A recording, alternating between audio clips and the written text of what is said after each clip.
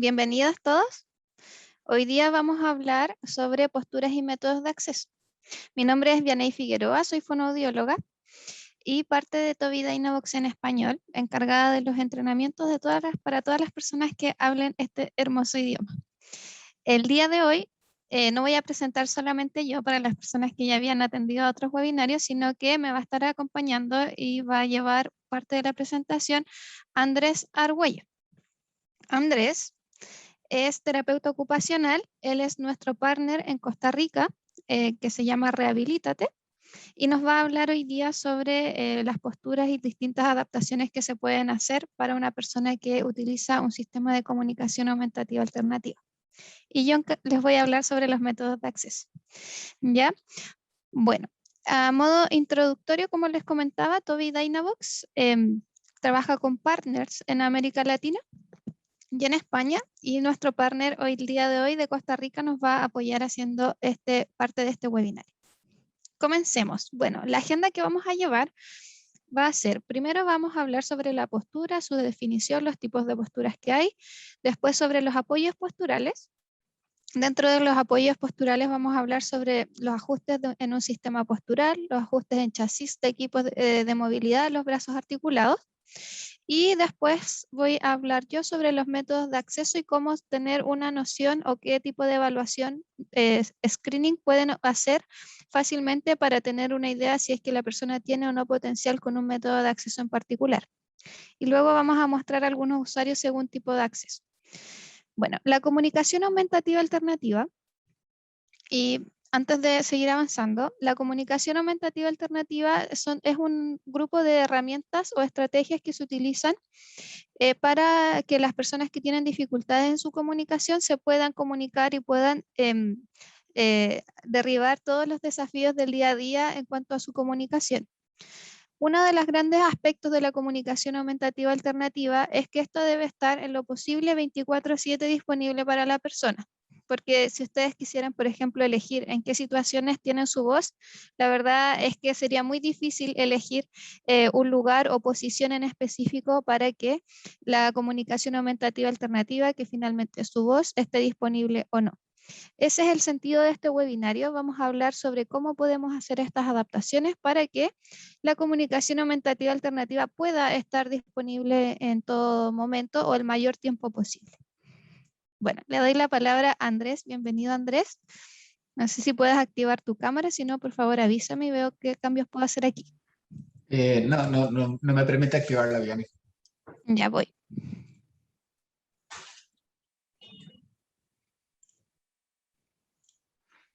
Ahora sí parece. ¿O no? Sí. Listo, perfecto. Muy bien. Bueno, él es Andrés, se les presento. Hola, mucho gusto a todos.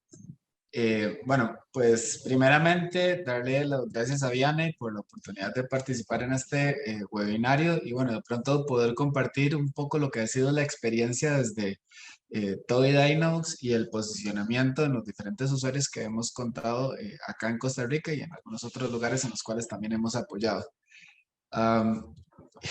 Inicialmente, entender un poco hacia qué es lo que nos vamos a dirigir, qué es lo que vamos a pretender como parte de lo que podría ser el desarrollo de este webinario en sí. Como ya Vianney les ha dicho, nos vamos a enfocar principalmente en temas posturales y temas de métodos de acceso a través de la postura. ¿Cómo vamos a adaptar el acceso? El control postural es determinante para un buen acceso, no solamente en objetos, en elementos, sino también en sistemas de comunicación. Cuando hablamos de sistemas de comunicación alternativos y aumentativos, tenemos que considerar el hecho de que la persona no solamente podría ser usuaria de un dispositivo tipo táctil o un dispositivo de seguimiento visual, sino que también podría tener accesos, por ejemplo, a través de contracciones voluntarias en extremidades o partes corporales específicas, lo cual tenemos que facilitar o posicionar de forma tal de que esa habilidad sea potenciada y que pueda llegar a un buen rumbo. ¿Cuál es el mejor sistema y cuál es la mejor forma de adaptar el usuario a los diferentes sistemas? No siempre vamos a querer estar sentados frente a una silla, no siempre vamos a estar acostados en la cama, por lo tanto también tenemos que considerar diferentes aspectos como lo que podría ser el gasto energético.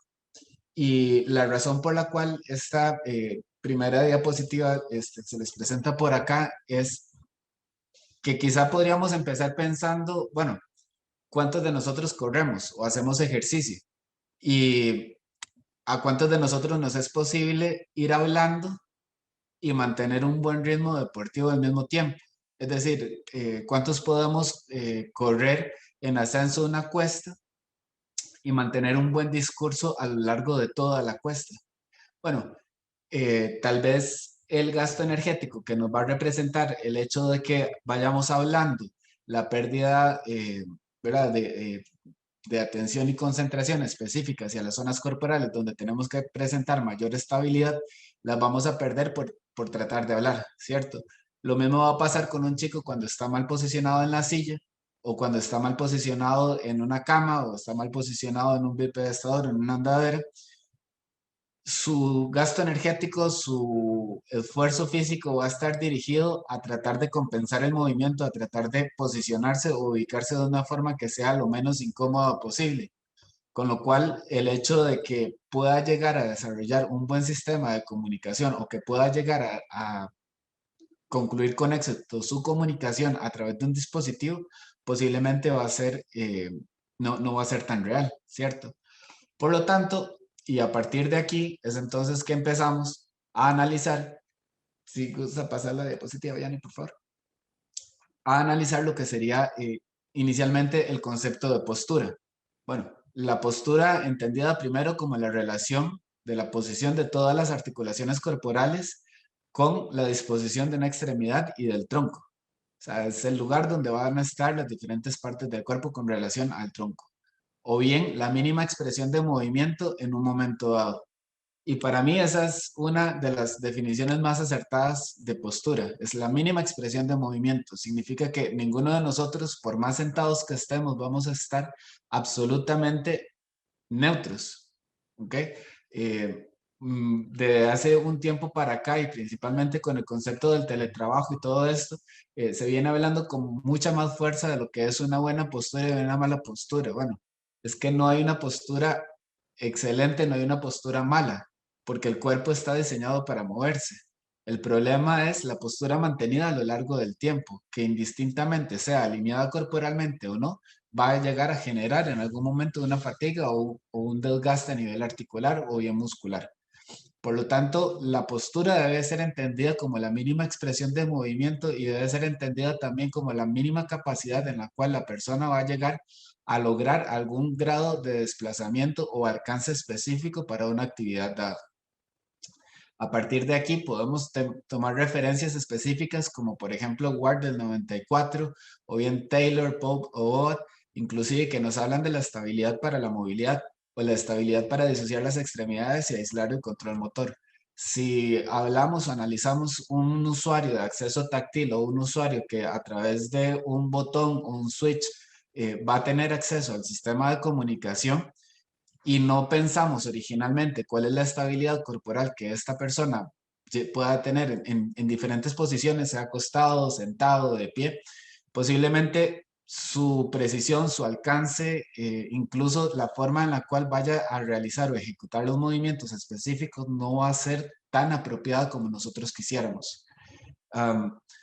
En reiteradas ocasiones y parte de los procesos de evaluación que nosotros acompañamos acá, tenemos la observación por parte de las familias donde nos dicen, bueno, no, es que él usa el celular perfectamente, él toma el teléfono o toma una tablet y él ve videos de YouTube. Él selecciona, pasa, regresa regresa, le pone play y le pone pausa de forma voluntaria. Pues a veces esta forma voluntaria tal vez no es tan voluntaria, porque de pronto la precisión con la cual realizó, ejecutó el movimiento no es tan precisa. Él activó algunos botones, sí, pero no necesariamente fue por una voluntad propia. Muchos de estos casos incluso podemos ver que los usuarios es porque pasaron la mano por la pantalla y efectivamente algo pasó, pero no necesariamente fue que hubo una acción voluntaria de precisión dirigida por una estabilidad corporal dada. Entonces, a partir de aquí es donde podemos empezar a entender cómo la postura va a empezar a jugar un papel determinante en todo lo que vendría a ser los sistemas de comunicación alternativos y adaptativos. Los tipos de postura, bueno, he visto, digamos, como las personas que están participando por acá, está Irene, terapeuta física de Costa Rica, y bueno, pienso que estamos familiarizados con conceptos como posición de decúbito supino, prono, lateral, sedente, bípedo y marcha. Cada una de estas posturas, nosotros tendríamos que considerar cuál sería la forma en la cual vamos a facilitar el acceso a la comunicación para los usuarios, ¿cierto? Porque no solamente nos vamos a comunicar sentados en silla, tampoco nos vamos a comunicar únicamente en el salón escolar o bien vamos a hablar con la familia sentados o acostados en la cama. Entonces, parte del reto que tenemos el día de hoy es de pronto poder analizar en conjunto y poder ver cuáles son los elementos posturales en cuanto a contención o habilitación en los cuales vamos a permitir que esa persona pueda disminuir lo máximo posible su gasto energético a fin de poder mantener una estabilidad corporal apropiada y que con ello su atención y concentración esté focalizada únicamente en el sistema de comunicación. Entonces, aquí nace un concepto interesante que son los elementos de sujeción, ¿cierto? Que sería, por ejemplo, como los cinturones pélvicos, los chalecos. Muchas veces cuando jugamos a favor de la gravedad, en contra de la gravedad, o cuando queremos llegar a una postura que de pronto es la que nosotros deseamos, pero no necesariamente es la posible. Entonces, tal vez aquí un poco es el reto, ¿cierto? ¿Cómo poder entender cuál es la postura, cuál es la posición en la cual vamos a acompañar a la persona? Vamos a evitar que su sistema corporal no desalinee más de lo que ya está desalineando o que llegue a una posición en la cual el dolor no sea un impedimento para que pueda tener acceso a otro tipo de actividades sin que el sistema postural o el sistema de posicionamiento sea otro elemento a causar dolor, ¿cierto? Entonces, sí, podemos ver en posturas como supino eh, o acostado los elementos de sujeción. ¿Bien? La anterior. Donde vamos a contar con elementos como apoyos cefálicos, medias lunas de soporte torácico superior, taloneras o bien cilindros de rodilla. Esto por cuanto a un posicionamiento que de pronto nos permita llevar a la persona a un sistema de mayor relajación, un sistema de menor gasto energético, un sistema donde las estructuras corporales tengan la mejor alineación posible, sin tener complicaciones o implicaciones asociadas que posiblemente podemos ver en nuestros usuarios. Por ejemplo, un chico con problemas para lo que sería la salivación o bien para el manejo el manejo postural de la respiración en sentado a 90 grados.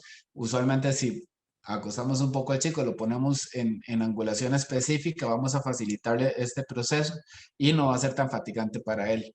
Entonces, como lo decía en un inicio, la postura es la mínima expresión de movimiento y como tal tenemos que estar cambiando de posturas y movimientos, lo cual nos va a permitir poder tener un mejor acceso en diferentes circunstancias o en diferentes posiciones. Si esto pasamos a la siguiente, por favor. Vamos a ver en posturas como sedente, consideraciones como lo que decía anteriormente, cuál es la postura posible, deseada, versus cuál es la postura que nosotros deseamos versus cuál es la postura posible para el usuario. ¿Cuál es la mejor postura en sedente de acceso al usuario y cuáles son los elementos de contención postural? Si vemos usualmente y consideramos, por ejemplo, chicos con parálisis cerebral, donde de pronto tienen un tono muscular fluctuante o un tono muscular espástico o por la emoción que inclusive le puede representar el sistema de comunicación, vamos a ver que de pronto van a ser chicos que no necesariamente van a lograr mantenerse sentados a 90, que es usualmente lo que en términos general se tiende a recomendar. Sin embargo, esto puede tener ciertas variables. Por lo tanto, vamos a ver, y como bien lo mencionaba desde un inicio, los elementos a considerar tanto de ajustes desde chasis, de ajustes desde el sistema postural o bien desde el mismo usuario como tal. Si gusta, seguimos, por favor. Entonces, bueno, vamos a ver, y considerando un usuario con una escoliosis severa, un usuario con un patrón postural bastante importante, que nos represente un reto bastante importante, ¿cuáles son los elementos fundamentales a considerar desde el sistema postural en sí? Bueno, evidentemente, y como parte de la base corporal, como bien lo mencionan muchos autores, la estabilidad pélvica como tal en la posición sedente es fundamental para el desarrollo de una buena postura, para la manutención de una buena postura. Con lo cual, el simple hecho de que la pelvis esté alineada y esté posicionada nos va a permitir que el control, tanto a nivel de tronco como a nivel de miembros inferiores, sea menos desgastante para el usuario y por lo tanto más natural, eh, en sí la posición. Si vemos el cojín que les estoy presentando por aquí, vamos a ver que de arriba para abajo, vamos a ver, déjenme para ver si puedo poner un marcador o algo. No, creo que no. Bueno, en la segunda imagen, de arriba para abajo, vemos que en la espuma, en la goma espuma, hay un color celeste diferente al color blanco de la parte anterior del cojín en sí. Esto es porque usualmente para este tipo de usuarios vamos a solicitar cojines con hondanadas pélvicas. Las hondanadas pélvicas lo que nos va a permitir o lo que, no, o lo que queremos conseguir con las hondanadas pélvicas es hacer que los isquiones queden coaptados en una sección específica del cojín que con ello no nos permita que haya movimientos de anteversión o retroversión pélvica, con lo cual hace que la persona en sí salga de la posición que nosotros estamos deseando. Entonces, como consideración fundamental y básica, les podría decir que uno de los principales elementos a considerar va a ser el posicionamiento pélvico, ubicado específicamente desde los isquiones, permitiendo así que la pelvis se encuentre en neutro y no en una anteversión o en una retroversión pélvica. A partir de ahí vamos a ver elementos como sistemas de contención laterales de muslo, por ejemplo, o bien sistemas que nos van a permitir evitar la abducción o la aducción de los miembros inferiores. Y una vez ya posicionada la pelvis, entonces ahora sí, nos podemos ir a lo que sería el sistema postural en la espalda, ¿cierto? Que para esto estaríamos buscando a grosso modo un sistema de respaldo rígido con apoyos laterales, usualmente ajustables en altura y en profundidad. Y como lo muestra en la imagen acá, sistemas como estos son sistemas de vanguardia importantísimos porque no solamente permiten un ajuste en ancho y profundidad, sino también permiten un ajuste hacia un control axial. Con lo cual, si el usuario tiene una rotoescoliosis severa y nosotros queremos llevarlo a línea media, pero él por sus posibilidades de pronto no va a ser capaz de esto, el sistema de control axial como tal nos permite acompañar a la persona en su desviación, en la desviación de la columna como tal, que no va a permitir que siga avanzando, pero tampoco va a generar el dolor que de pronto un elemento fijo como un apoyo lateral de tronco de ajuste en ancho y profundidad únicamente podría llegar a generar, porque siempre va a haber alguna parte del apoyo lateral que se va a incrustar en alguna sección de la espalda y con ello, perdón, de la parrilla costal, y con ello entonces nos va a estar llevando a un elemento que fue lo que hablé al inicio, que es de pérdida de atención y concentración, a un elemento de disconfort, a un elemento que genera dolor,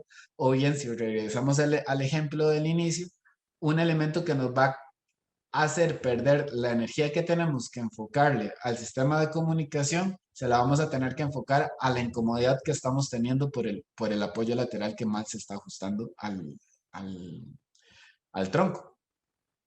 Y por último, lo que serían los sistemas de sujeción, que aquí es lo que hablábamos anteriormente. Estamos conteniendo, estamos permitiendo que el usuario esté sentado, posicionado, que se le asista un poco, recordarle que a través del chaleco pélvico, del chaleco peto, tiene que llevar su espalda hacia atrás, pegarla bien al respaldar, relajar los hombros, o bien vamos con el chaleco a contenerlo, amarrarlo y evitar, por ejemplo, que se presente un patrón cifótico.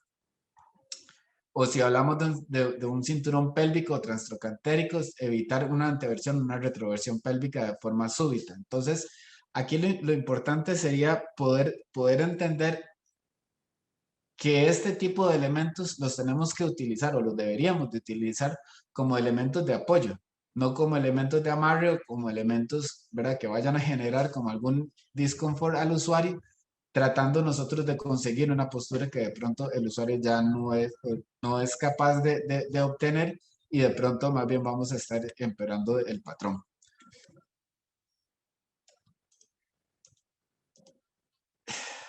Seguidamente vemos soportes cefálicos, y esta puede ser una de las más grandes implicaciones o tal vez puntos a considerar por parte de familias, por parte inclusive de muchos profesionales, porque el soporte cefálico es eso, es un soporte. Lo que hace es que nos ayuda a apoyar la cabeza, no nos va a sujetar la cabeza. Para elementos de sujeción de cabeza tenemos otro tipo de aditamentos, por ejemplo el headput, que sería la primera figura que se muestra, la que es un dibujito que se muestra al inicio. El headput es un sistema de suspensión que, tal y como se ve en la figura, es una diadema que se ancla tanto en la frente como en la base occipital, y a través de una barra única que va hacia el anclaje superior va a hacer de que las cervicales elonguen, y por lo tanto la persona, si tiene problemas de control de cabeza, lo podamos llevar, lo podemos llevar por un mejor camino. Evidentemente, si contamos con un headpod, vamos a contar con un campo visual más amplio. La persona va a tener mayor capacidad de acceso a un sistema de comunicación, sea cual sea, táctil, o sea visual. Pero tenemos que considerar también elementos importantes como lo que sería de pronto la defensa táctil que podría presentar la persona, si tiene o no alguna intolerancia a tener este tipo de elementos en su cuerpo, porque ciertamente el headpod presenta cierta presión para la frente o bien para la base occipital, e incluso consideraciones como el tipo de cabello que pueda tener la persona. Muchas veces las personas que son muy lacias tienden a generar, hace que se resbale con facilidad. Entonces puede ser un poco complicado ponerlo, o puede ser un poco complicado mantenerlo. Entonces, aquí son como tal vez algunas de las opciones importantes con las cuales podríamos lograr un apoyo con el cual asistimos, no imponemos. O bien, en la última opción, que es la última de las figuras que se les muestra hacia acá, sistema como el octopus, que lo que hace es que nos va a permitir o nos va a evitar, por ejemplo, que la persona haga una lateralización de cervicales, y que con esto pues, nos vaya a presentar algún alcance inapropiado o bien algún desorden postural que no estamos buscando. Si consideramos elementos, por ejemplo, a considerar tanto en bípedo como en marcha, bueno, pues evidentemente vamos a tener o bipedestadores o andaderas. Como lo decía anteriormente, la base vamos a verla ya aquí no solamente a nivel pélvico, sino también que tenemos que ver el posicionamiento de pies, el posicionamiento desde pies, que las piernas no nos hagan un patrón de tijera, por lo cual vamos a buscar un abductor, un saddle, por ejemplo, en el caso de las andaderas Rifton, que permiten no solamente separar las piernas hacia abducción, sino también nos permite jugar con el posicionamiento pélvico en anteversión y retroversión pélvica. Soportes laterales de tronco, o bien en el pacer podríamos colocar, o bien en una otra andadera podríamos colocar un arnés de soporte superior. Y por último, en lo que sería un bipedestador supino, lo que sería el soporte cefálico, ¿cierto? Entonces, esto sería, digamos, como algunos de los elementos a considerar como bases posturales para cada una de estas posiciones. Importante ver y analizar que un bipedestador supino, por ejemplo, le podríamos colocar un headput, por ejemplo, con lo cual vamos a tener un mejor patrón postural a nivel cervical, con lo cual un mejor acceso al dispositivo.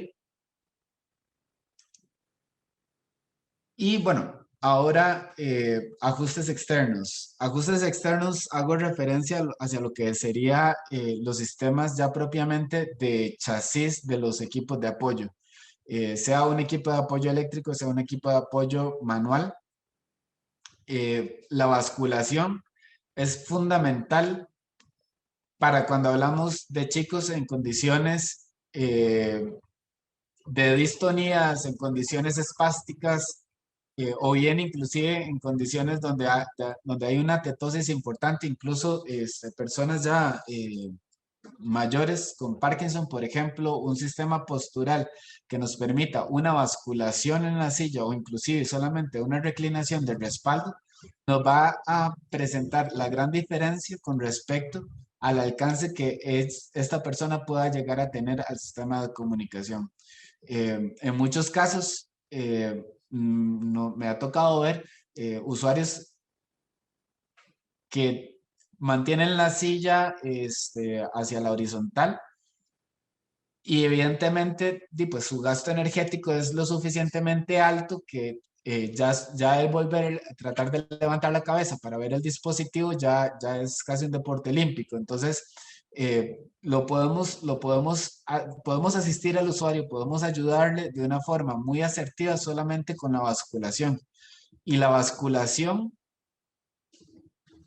haría que haría que la persona vaya a favor de la gravedad, haría que la espalda vaya a tratar de buscar el respaldar de la silla con mayor facilidad, con menor esfuerzo y por lo tanto, como les decía en un inicio, dirigir toda la energía hacia lo que queremos, que es el sistema de comunicación.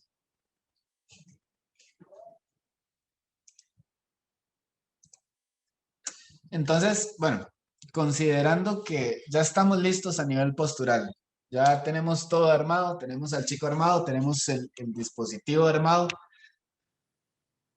y entonces pensamos, bueno, ya yo lo puse como de pronto, ¿verdad? Ya yo lo posicioné en la forma en la que está más cómodo anatómicamente, tenemos las mejores angulaciones posibles. ¿Qué es lo que es más funcional para el usuario?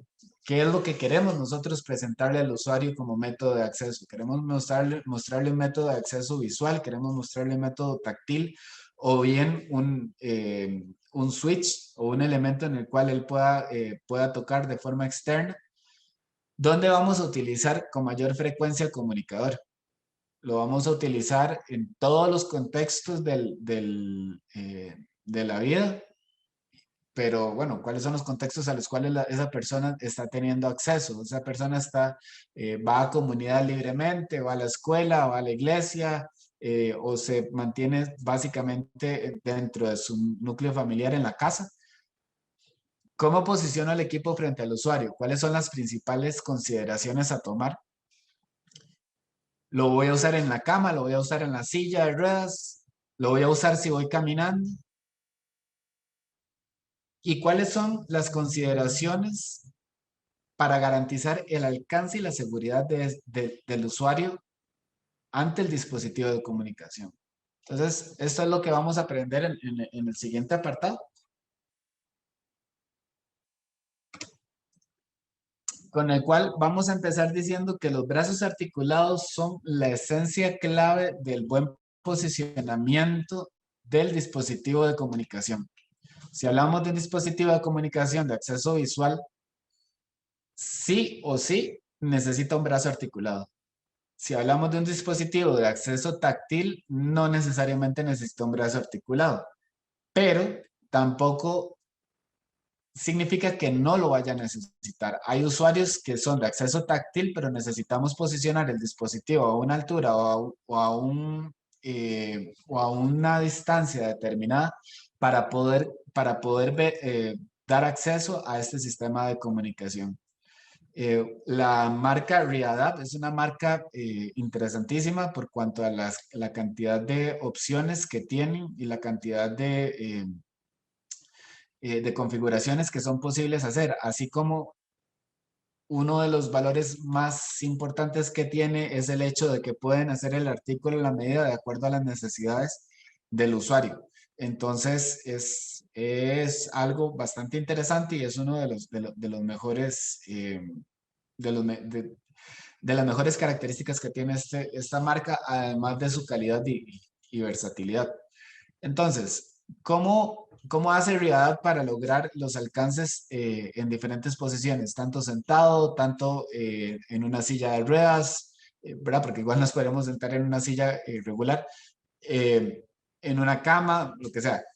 Lo hace a través de articulaciones y a través de barras. Entonces, las articulaciones están configuradas no solamente para permitir el acceso o la movilidad en ángulos específicos, sino también en direcciones. Si ven, por ejemplo, cada una de estas imágenes que les presento a continuación permiten movimientos 3D de las articulaciones, solamente el movimiento de plegado, el movimiento de giro o bien la unión de una articulación en sí. Porque de pronto a veces no queremos que las personas muevan el brazo articulado como ya nosotros lo configuramos. A nosotros acá en Costa Rica nos ha pasado montones de veces que la mamá nos dice, como nos llama y nos dice, no, es que no me está funcionando porque el lector visual no lo alcanza a ver. Bueno, es que lo han posicionado tal vez de una forma inapropiada y esto hace que ¿verdad? No está permitiendo que la lectura visual sea lo mejor posible.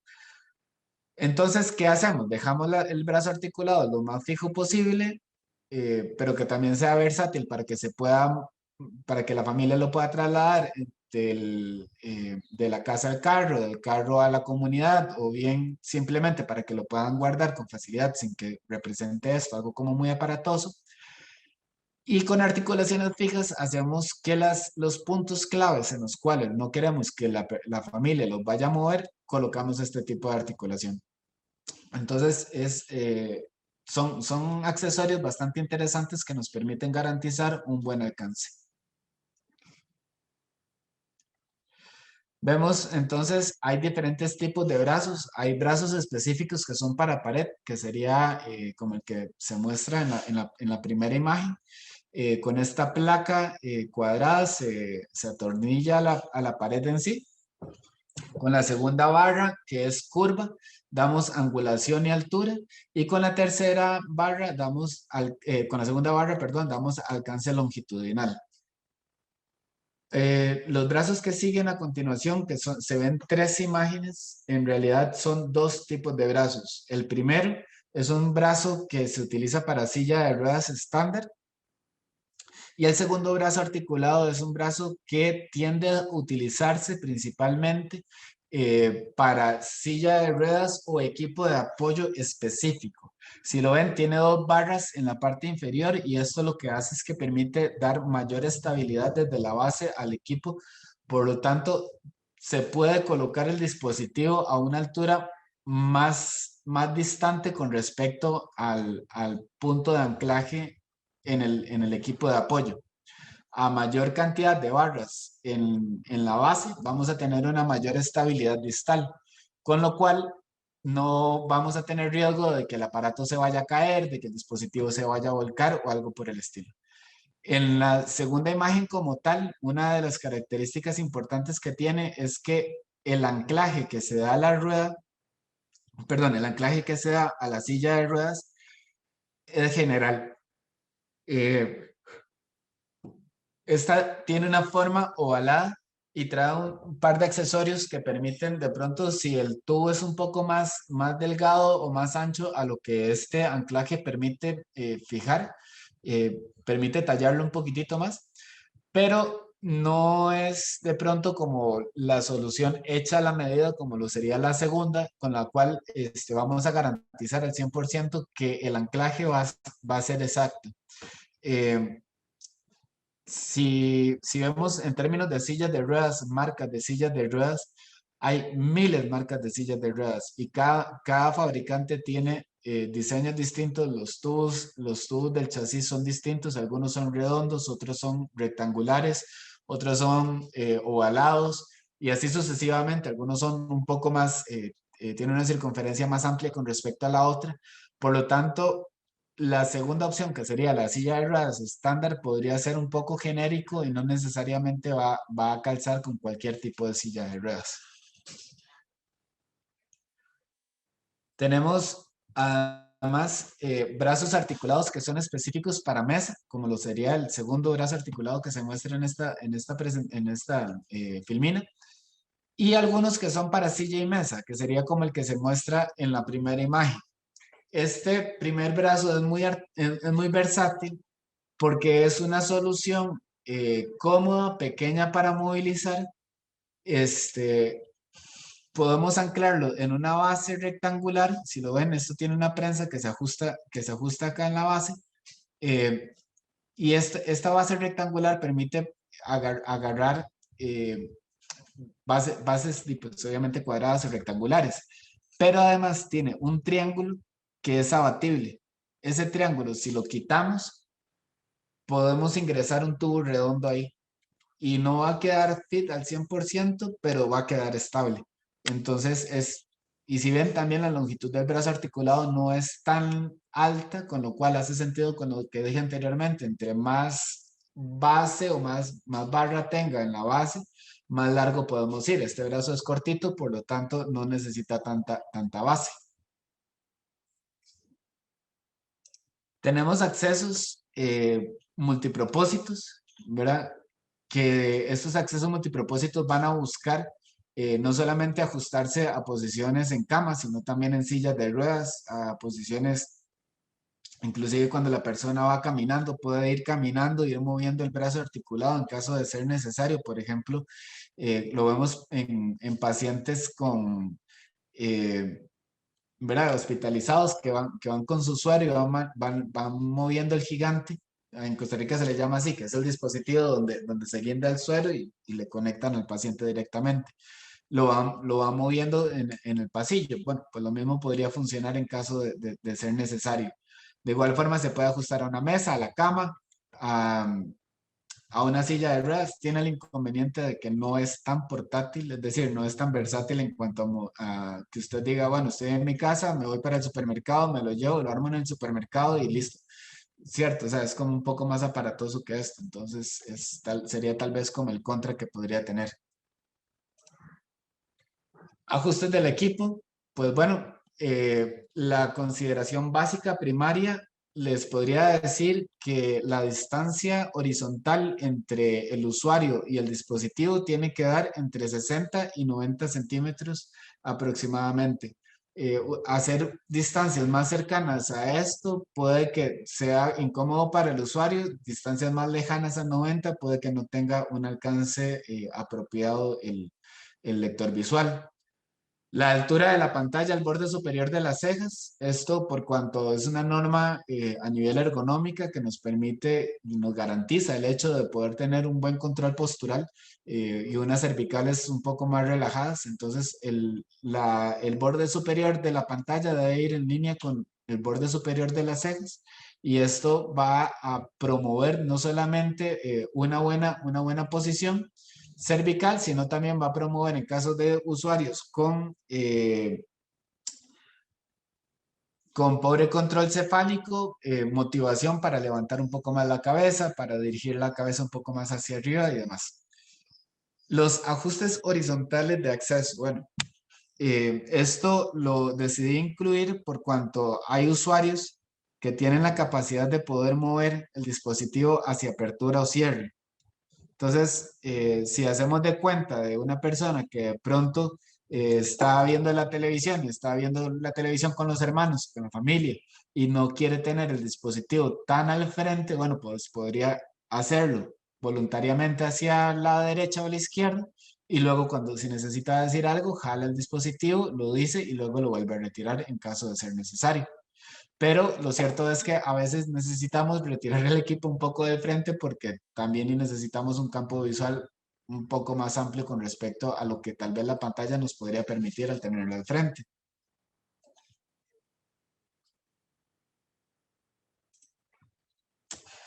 El ajuste, bueno, pues evidentemente vamos a tener un mayor control del ajuste visual siempre y cuando veamos la guía del lector que el dispositivo nos permite como elementos básicos del software.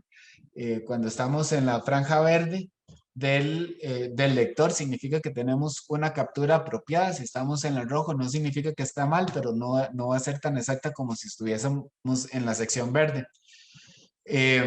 El CLAM, según el equipo de apoyo a utilizar.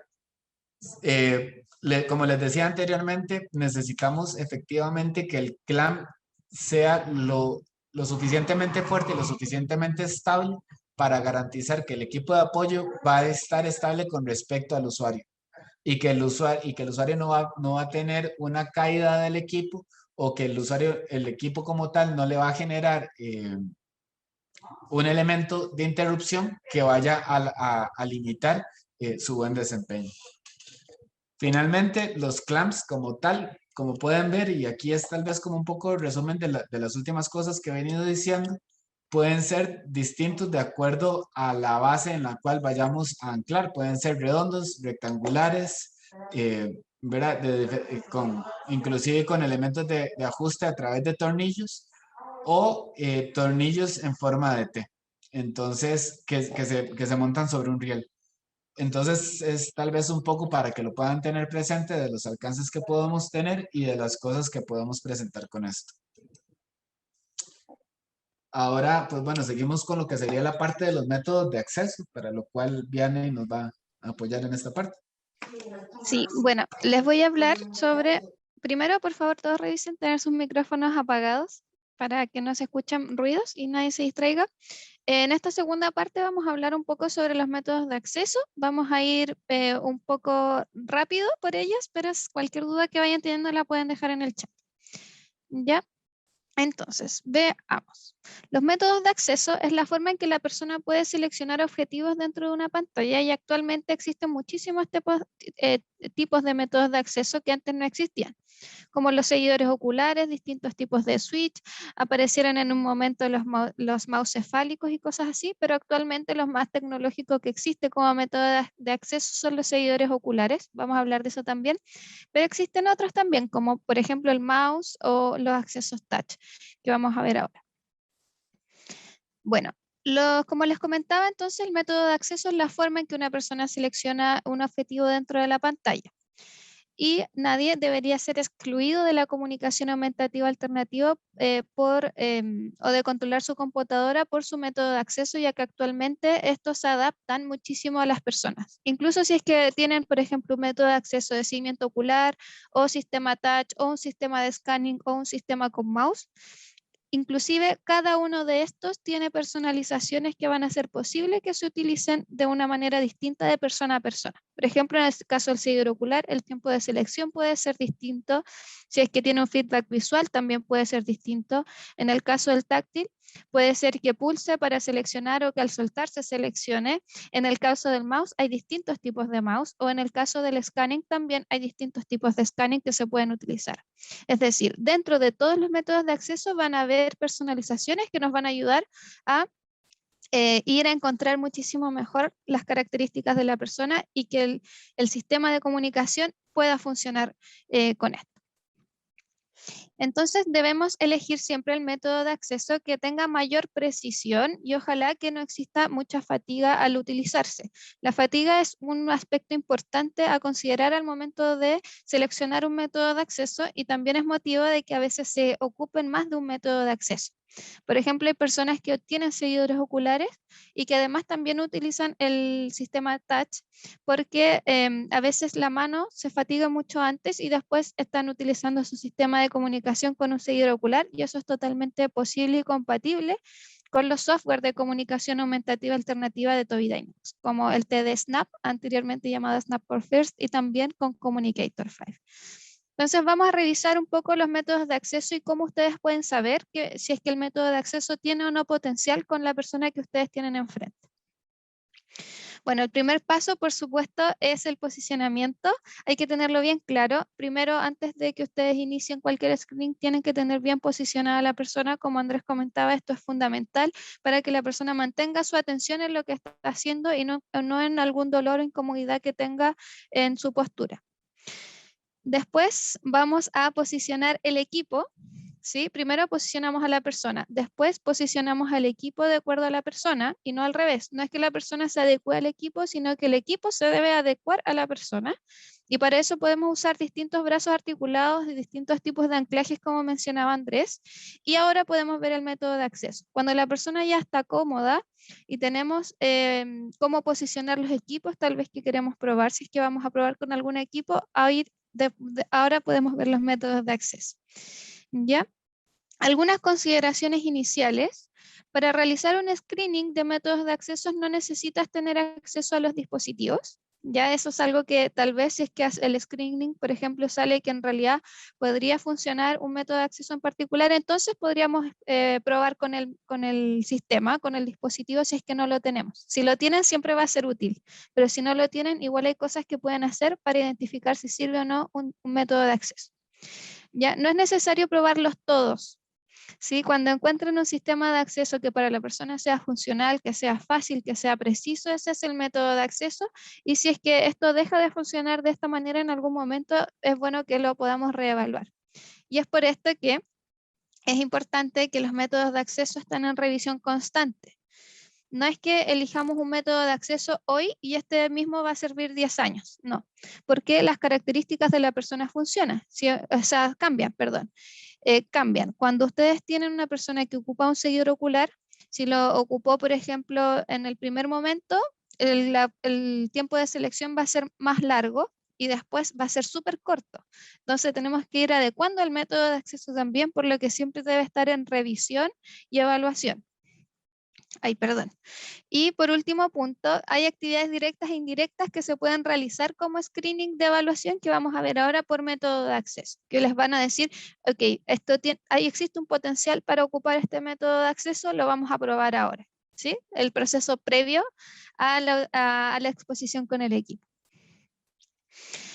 Es bueno saber que existen dos grupos de métodos de acceso que van a ser los directos, que con directamente la persona va a seleccionar con alguna parte de su cuerpo que es su objetivo, y también están los indirectos en donde se encuentra el scanning, que lo vamos a ver más adelante, es difícil de explicar sin un video, así es que vamos a ver cuál es el indirecto, pero finalmente no va a haber una selección directa, sino que vamos a tener que pulsar para seleccionar un sector dentro de la pantalla y después volver a pulsar para seleccionar el objetivo dentro de este grupo. ¿Ya?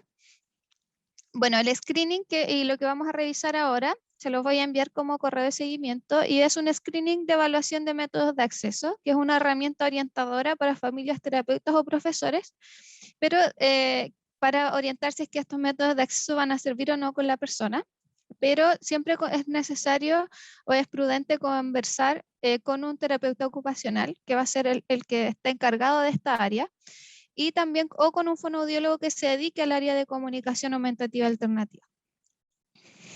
Vemos el primer método de acceso, que es el acceso touch.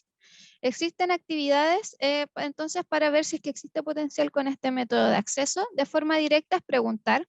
Lo directo siempre va a ser preguntarle a la persona y pedirle que toque objetos o imágenes de diferentes tamaños para saber qué tan preciso puede seleccionar un objetivo. ¿ya? Y la indirecta va a ser con juegos, por ejemplo, indícame dónde está esto o esto dentro de tal vez eh, un papel, por ejemplo, con objetivos de distintos tamaños.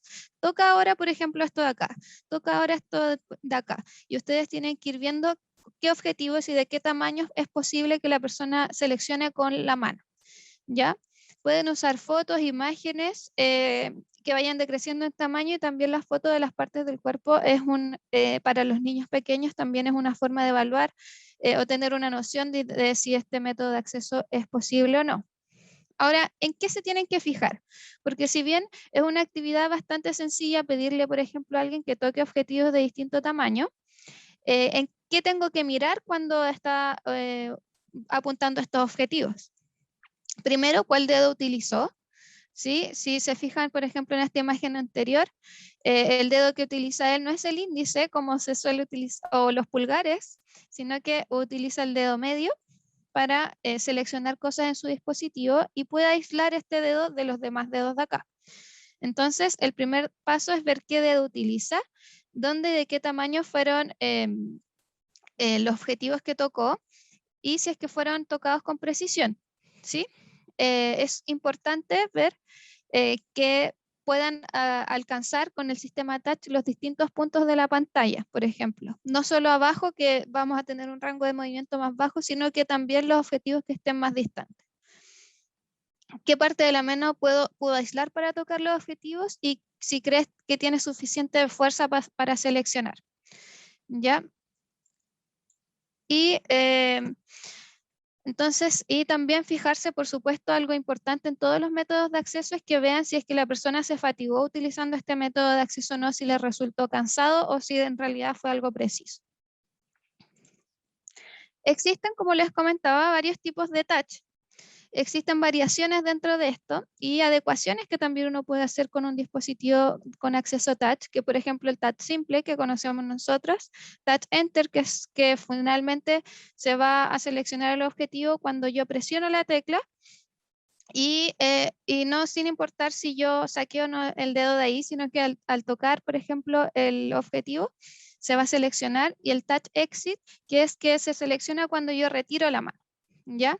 Igualmente hay adecuaciones como las grillas cuando existen problemas de precisión en el sistema touch.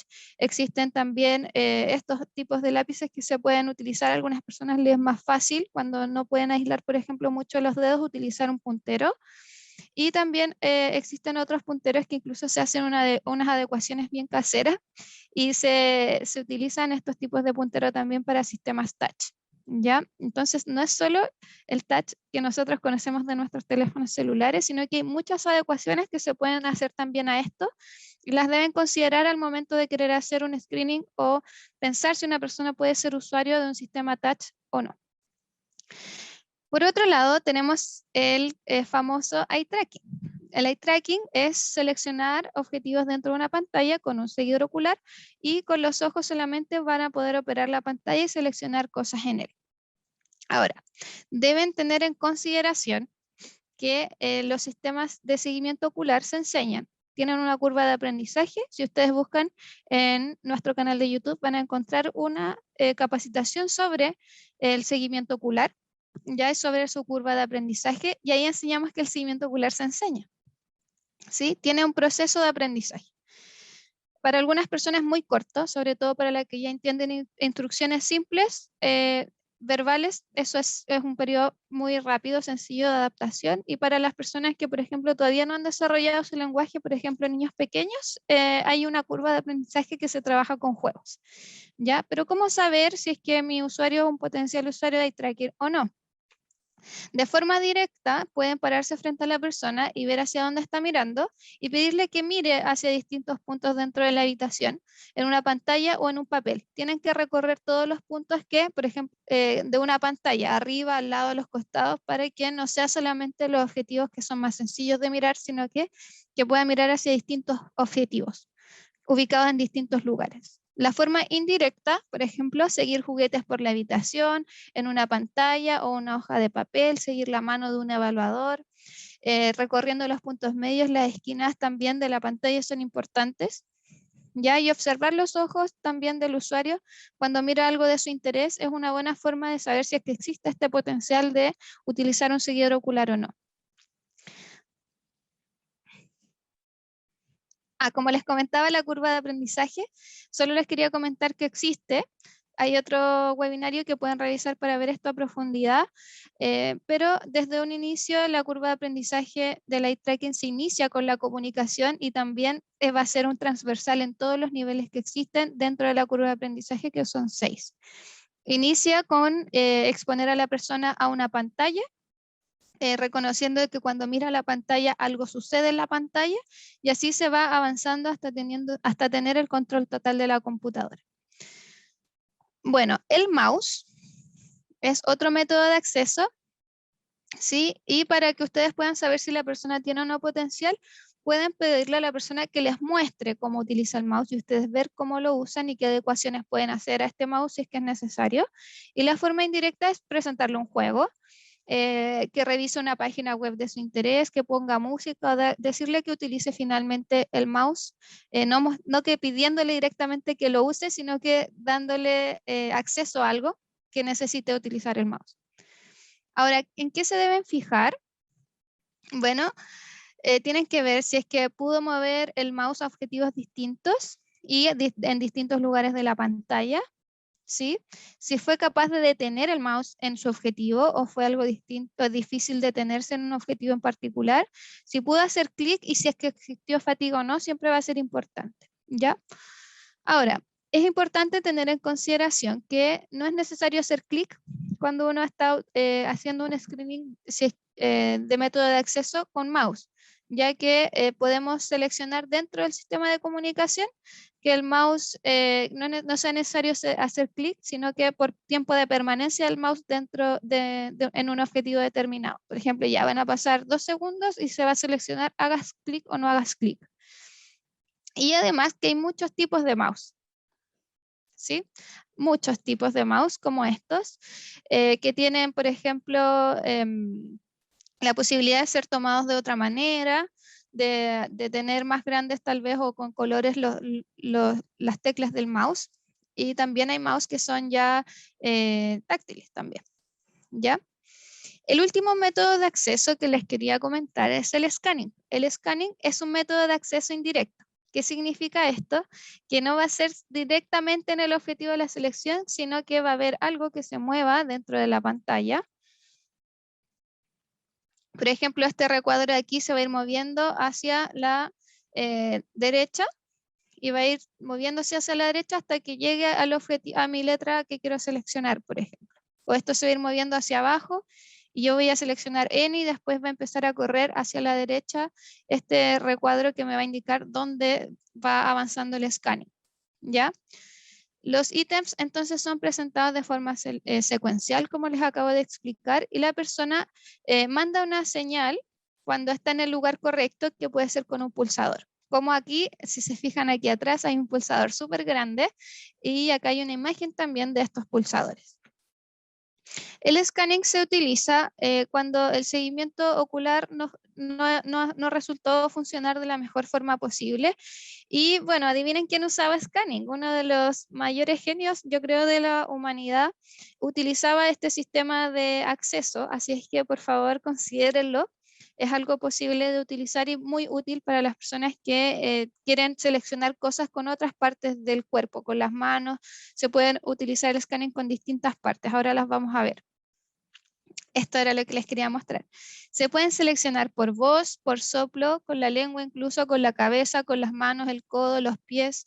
La parte del cuerpo que la persona pueda mover con precisión va a ser el que vamos a adaptar el switch o el pulsador para que seleccione cuando esté en el lugar correcto lo que quiere la señal que quiere comunicar.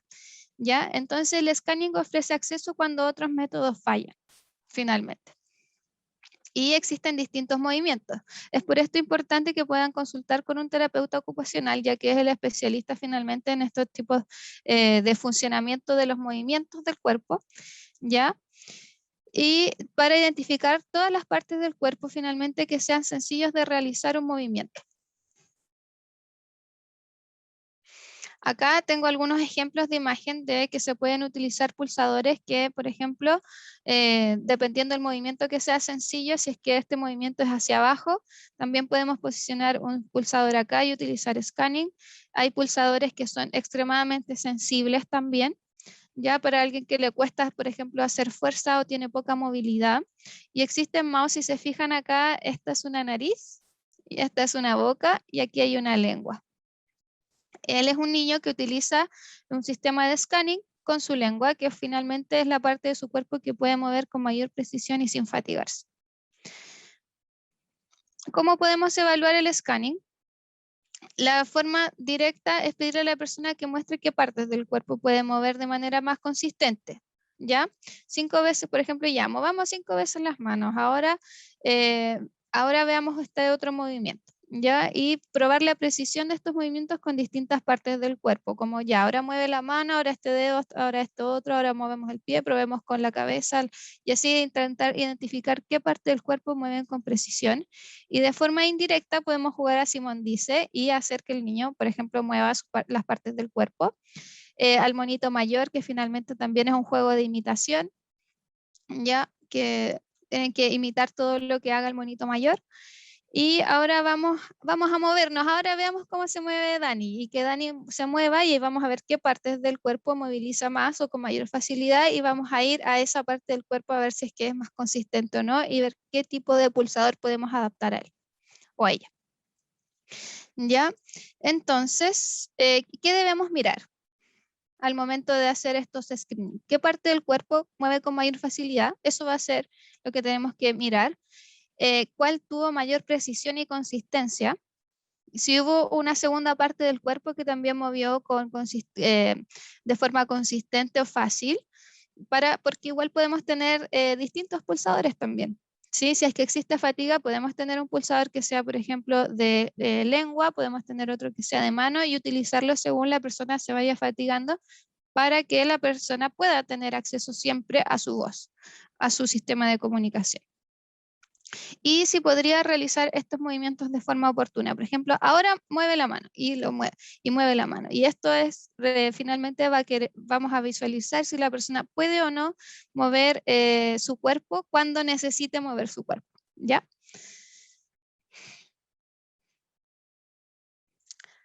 Bueno, aspectos a tener en cuenta, vamos a preferir movimientos finos sobre movimientos gruesos, ya que estos van a ser más cansadores, siempre y cuando el movimiento fino sea más preciso. Vamos a buscar la precisión cuando estemos buscando un método de acceso. Trabajemos a favor de la gravedad, eso quiere decir que seleccionando hacia abajo, no hacia arriba, ¿ya? Usen lo que tienen, no es momento para trabajar habilidades motrices, sino que darnos cuenta qué habilidades motrices tiene la persona y aprovecharlas, ¿ya? Y el scanning también es configurable, como les decía. Veamos si...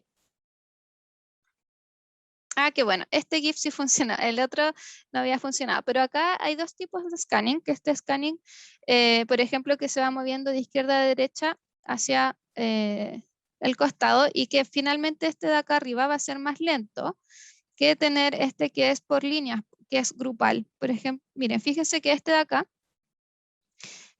sigue siempre de izquierda a derecha, siempre de izquierda a derecha, entonces si necesito seleccionar la Z voy a tener que esperar que llegue la Z y me voy a demorar mucho más, por ejemplo, a que si tengo este scanning que es lineal, que es por grupo. Entonces yo selecciono el grupo, por ejemplo, ahí seleccionó el grupo de la T, seleccionó la T, perdón. Pero si hubiese querido seleccionar otra palabra, hubiese seguido avanzando según la línea que seleccionó. Por ejemplo, selecciona la línea de la T y va a seleccionar, entonces me va a ir mostrando TOILGB, ¿ya? Y la persona va a mandar la señal para que se detenga el scanning donde quiera que esté lo que quiere decir. La velocidad del scanning, el tiempo de permanencia del scanning, el feedback visual o auditivo, súper importante para las personas que tienen dificultades visuales, es configurable dentro de los software de comunicación de Tobii Dynavox. ¿Ya? Así es que esto también es algo que van a tener que personalizar para cada individuo. Ya pueden usarlo de la forma que viene preconfigurada, pero siempre va a ser bueno configurarlo para la persona en particular. ya que todos somos distintos, todos, todos, todos. Entonces, esto también debe ser adecuado a cada persona. Bueno, en TDSNAP, lo que les mencionaba, hay distintos métodos de acceso. Está el método táctil, el pulsar para seleccionar, soltar para seleccionar, tiempo de permanencia del mouse, que finalmente va a ser que no sea necesario hacer clic. Seguimiento ocular, interacción por mirada y scanning, que fue el último que vimos. ¿Ya? Ustedes pueden cambiar dentro del mismo usuario que tengan, si es que desean que funcione con un tipo, acceso táctil. Bueno, ahora se cansó con lo táctil, voy al seguimiento ocular y lo cambio y sigue siendo el mismo usuario, solo que modificamos el método de acceso. No es necesario que tengan mucho usuario táctil, usuario con seguimiento ocular, usuario scanning, sino que el mismo usuario se puede cambiar el método de acceso para hacerlo mucho más rápido. Sí, bueno, y ahí mostraba este video cómo se cambia en los métodos de acceso en el mismo usuario. Andrés, no sé si quieres continuar tú con esta parte. Sí, bueno, básicamente acá es un poco apoyar lo que vos venías diciendo, ¿cierto? Desde Communicator como tal también podemos ubicar bien lo que serían los métodos de acceso en configuraciones avanzadas, como se muestra en la figura acá. Seleccionamos el método de entrada y definimos cuál va a ser la forma, si lo vamos a hacer gaze o a través de acceso táctil. Si seguimos a la siguiente, eh, vamos a ver que en configuraciones avanzadas nuevamente vamos a tener propiamente la forma de exploración. Nos va a habilitar seleccionar la forma de exploración a través de un método único de pulsador, de 2 pulsadores, con tiempos de espera, presionando para poder avanzar, así sucesivamente. Aquí vamos a seleccionar de acuerdo a las necesidades. Como decía Vianney, el scanning puede ser definido de acuerdo al patrón de exploración predeterminado. Puede ser columna primero y luego fila, o columna y fila, o uno por uno, como se muestra al final del recuadro. Siguiente. Creo que esta está repetida bien. Okay. Y ahora lo que queríamos, ya una forma muy breve, es mostrarles de pronto algunos usuarios. Doña Sonia, en este momento creo que le vamos a poder responder sus preguntas, que ahí yo ya las leí. Una de ellas es el acceso en personas en basculación. Ya lo vamos a ver. Acá vemos como un usuario a través de un brazo articulado de pared tiene acceso al sistema de comunicación. eh, Esto a través de un brazo articulado como tal. Si vemos el usuario siguiente, vamos a ver que de pronto él no tiene un sistema postural. Tenemos algo tal vez un poquito más hechizo con una almohada y una tableta de mesa. Funciona de momento, sin embargo, no es del todo apropiado, ¿cierto? Si ven, digamos, el patrón sinfótico de la espalda se mantiene, sin embargo, funciona en términos de que le permitimos acceso al muchacho. Si seguimos a la siguiente diapositiva, por favor. Ah, no, atrás. Ok, vemos adaptaciones de brazos hacia sillas basculantes. Entonces, doña Sonia, aquí un poco su respuesta. La silla basculante como tal, si vemos esta silla y lo que quiero mostrar con esta diapositiva es como, si ven, dice imagen similar en la parte superior. Esto es porque es un demo de cómo podría quedar la silla, el brazo articulado en la silla propiamente por el anclaje que se mandó a hacer específicamente para esta marca de silla de ruedas. Si vemos la imagen siguiente, corresponde a otra silla de ruedas, es otra marca de silla de ruedas, un chasis basculante. Y doña Sonia, si usted puede apreciar, aquí el chico está basculado a 45 grados. Él no está perdiendo acceso con el entorno. Y bueno, el círculo tal vez le tapa bastante la cara porque es el propósito del círculo, pero si haga de cuentas de que él está justo aquí está justo viendo la pantalla en sí, y tiene hasta cierto grado, la pantalla no le está cubriendo el 100% del acceso frontal. Él va a tener al menos unas 3/4 partes de vista anterior, con lo cual no va a limitarse su entorno.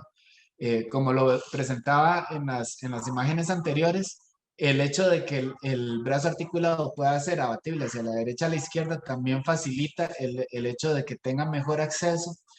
Y la basculación, no necesariamente tenemos que bascular hasta 45 grados o 55 grados de acuerdo a lo que permita el chasis de la silla. Es decir, no tenemos que bascular el 100% para facilitar o asistir a la persona a disminuir el impacto del patrón postural, sino que podemos ir jugando de 5, 10, 15, casi que podría decirle que a partir de los 20 grados es que vamos a ver cambios posturales importantes, y así vamos a evitar tal vez lo que usted está pensando, que es el hecho de que la persona esté completamente acostada en la silla y que se vea muy acostada con respecto al entorno. Entonces, de acuerdo a qué tanto lo basculemos, evidentemente se va a ver más o menos acostado, pero no así vamos a limitar su acceso al entorno. Patrones de basculación entre los 20 y los 35 grados es suficiente. Las adaptaciones en chasis rígidos, por ejemplo, esto es un brazo 100% hecho a la medida. Esto es una silla italiana que, bueno, como pueden ver, el chasis se ancló a la horquilla. Y finalmente vamos a ver dos tipos de acceso bastante interesantes, que serían los accesos en sillas de ruedas eléctricas. Ven en la siguiente, por favor. En sillas de ruedas eléctricas, que como lo pueden ver, esta silla, y pasamos a la siguiente diapositiva, por favor, esta silla va a permitir estar en sedente y va a permitir estar en bípedo también. Entonces, el brazo articulado da la posibilidad de variar a cada una de estas posiciones y que el acceso sea lo suficientemente apropiado, sin limitar el hecho de que la persona pueda ver hacia adelante o no y manipular también su silla de forma autónoma. Entonces, es como parte de lo que les quiero mostrar. Esto es una forma muy alternativa de utilizar el sistema de comunicación, que es en una andadera.